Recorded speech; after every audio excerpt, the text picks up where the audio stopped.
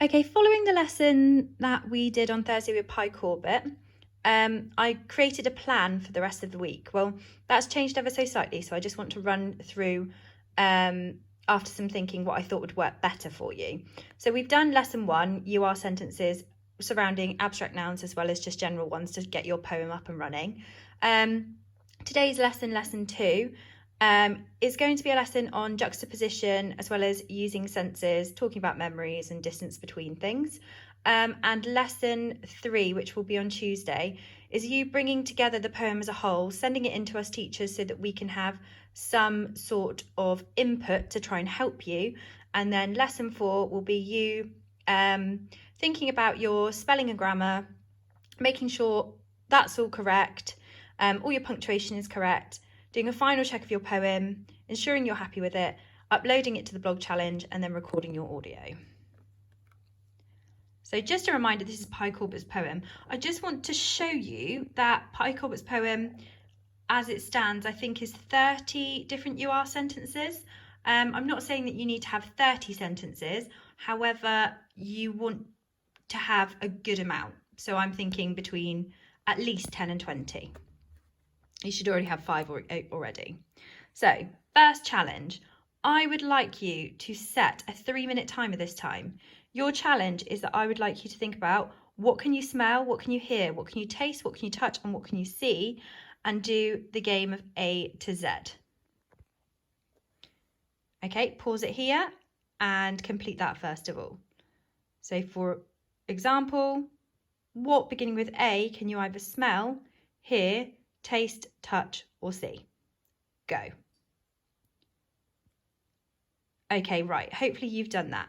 So what I want you to do is I want you to use your initial brainstorm, okay? We're thinking about our senses for the majority of this lesson. First, I'm going to do a short recap of what Pi Corbett went through again, just so that we can remember our intentions in the next couple of days. And there's just that, remember, make sure you use the correct punctuation as we are going. It's really, really, really important. So we had some example sentences. You are a sly cat, dipping a paw into a midnight goldfish pond for a slither of gold. You are a sour grape grappling to its stem, desperately hanging on. You are a marshmallow, fluffy as a cloud. When we do our blog, you need to be using the simple writing frame of you are. So you're making metaphors as you are doing this. But as he said, be more specific, name it. So it should be you are a dog going down a street. Make it you are a Labrador creeping down Knick-Knack Lane, or you're a rabid Rottweiler creeping through a desolate harbour. Instead of having you are an enormous giant crushing houses beneath his feet, you are an outrageous giant crushing the Houses of Parliament beneath his stinking feet. And avoid those cliches, okay? We have different techniques here that can be used. So we've spoken to them all today. We're going to be talking specifically this morning about juxtaposition, and I've got some examples for you. But you've got those other ideas, and I wanted to include them on this presentation because if you wanted to pause on these 2 slides so that you can get some more sentences, because if you've had a look at Pi Corbett's and realised you want to add a few more to your poem, I've got those 2 slides there for you. Okay. So, juxtaposition. So a juxtaposition is literally a contrast, okay? Something that doesn't fit together. So, for example, a silent scream. A silent scream is a juxtaposition because screams aren't silent. Silence and screaming are the contrast of one another. They're the opposite. So, therefore, they're a juxtaposition. Similarly, there you've got soft concrete. Concrete isn't soft, it's hard. Therefore, that is a juxtaposition. So the sentence stem that comes from those juxtaposition, or like introduces it, is you are the impossibility of. So the reason it says impossibility, because it's not possible to have soft concrete, or a cold sun, the sun's warm, a loud sneeze, sneezes are usually quiet, and dry water.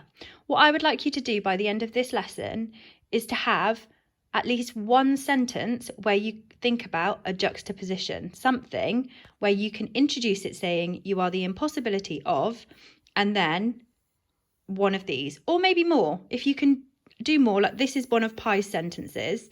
So you are the impossibility of soft concrete, a cold sun, a loud sneeze, and dry water. Can you have a sentence like this? So that is challenge number 1. And I would like that included in your 5 sentences that I'm going to ask you to write today. So pause the video here and try that out first. Okay. The next is I want you to think about your senses again. So you've got a list of your your A to Z of different things that you can hear, see, taste, smell, etc. So you are the taste of, you are the smell of, you are the sound of. There are 3 possible openers that you can use. So there are some examples here as well. So you are the taste of scarlet strawberries, you are the smell of acrid smoke, you are the sound of a hawk screeching. Okay, all great sentences that really give you a good image about what you can taste, what you can smell, and what you can hear. So what I would like you to do is think about taking your A to Z of your senses and making some really, really effective senses. Make sure as well you're not using those cliches that Pi Corbett's asked us to avoid. Okay, thinking about take one of those sentences and really make it good. Okay, so don't just say you are the smell of strawberries. You are the smell of strawberries freshly picked from a field, or just really build on it. Okay, you can come up with really great ideas, so use your A to Z to help you there. Next, you've got you are the memory of. You're the memory of my gran. I think you can make that sentence much better. Think about a memory that you have that's like, it can be either positive or negative, happy or sad, and think about making it really, really effective. We've got the impossibility of, so I'd like you to use that in some way with that juxtaposition. You should have already done that already. Or you are the distance between. So you are the distance between an alarm bell and the rush of people. Basically, our intention for this lesson is that you are going to have almost written a full poem by the end of this lesson. However, by Tuesday, we want the whole version of your blog challenge sent in to us so that we can help check it for spelling, punctuation and grammar for you. So the idea today is I would like you to write another 5 sentences surrounding one juxtaposition at least, maybe a couple of sentences, using all the different possible openers, but generally you should be really building on the poem that you have so far. So our intention is that you have between 10 and 20 sentences minimum to send in the blog challenge, which you will hopefully send in on Wednesday. So this is just really important. So I read this and I thought this is really great, actually, just for some hints and tips. So it's thinking about what did Pi say during the session that advised us on how to be successful. So act on that.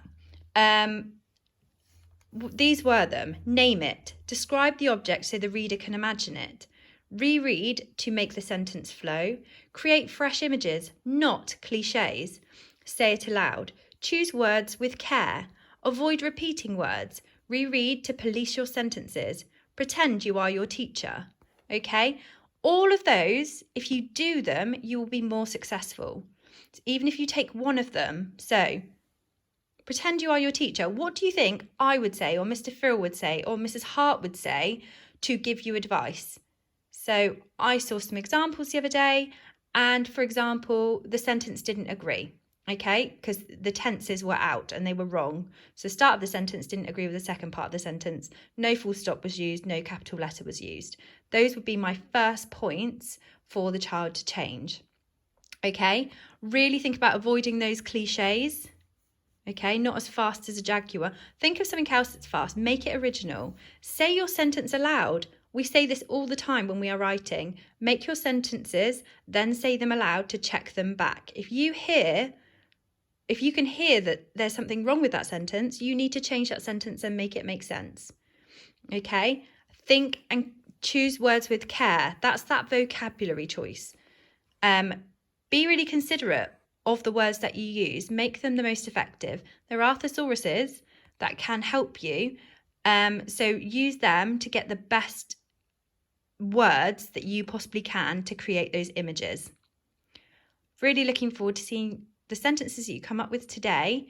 And just remember that the blog post should be handed in by Wednesday. So we're going to aim to do that Wednesday.